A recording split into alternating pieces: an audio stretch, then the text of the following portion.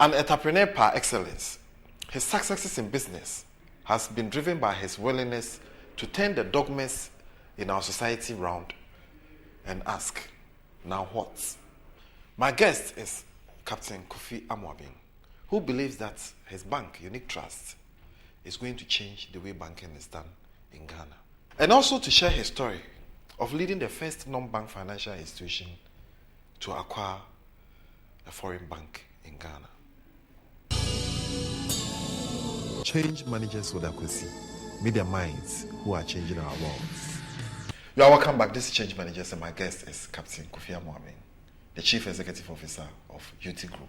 Captain, just before we left, we were talking about challenging the status quo.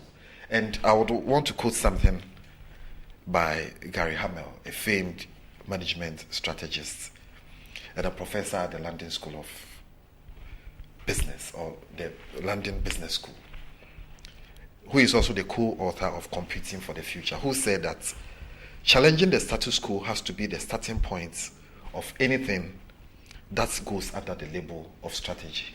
And you seem to be doing that all the time. When people are asking why, you are asking why not? When people are also saying that respect is earned, you are also saying that respect is due everybody. Of course, you also turn the problem of lack of addresses in our environment into a very good business. So you seem to be looking at the dogmas and the orthodox in society, and then you turn them around and ask, why not? What has been driving this thing that I'll call a rebellious spirit in creating businesses? I think going through other successful people's stories, I think it starts very early. If I relate to my own childhood, my father was someone who would allow me to take risks. And when everybody is saying that they should stop me and this and shouting, he'll be there and say, let him experiment. So I think depending on how you mold your child, it has something to do with it.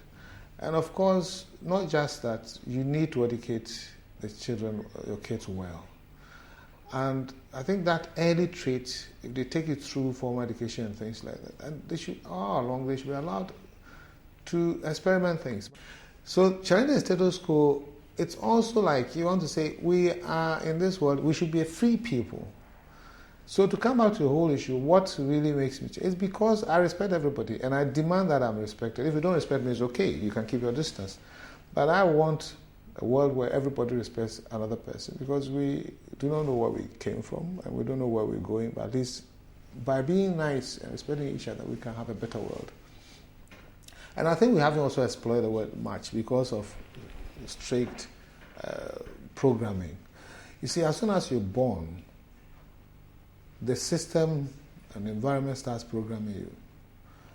Typical program for every human being: you're born, you have to go to school, become a responsible person, get married, have children, and be a high society person or whatever, and die. I mean, that and serve your God. Well, it depends on the person you're talking about. But I'm saying, for example, why do you even have to go to school? Of course, we know the values of education. But at times when you reflect and see the boys who didn't go to school and were playing football and they made millions, maybe the school wasn't necessary. But that's the programming. So it's difficult to say, is there something else you can do alongside that, or can you change it? Because if you keep doing or following the path that has been cut already, then you're not going to stand out.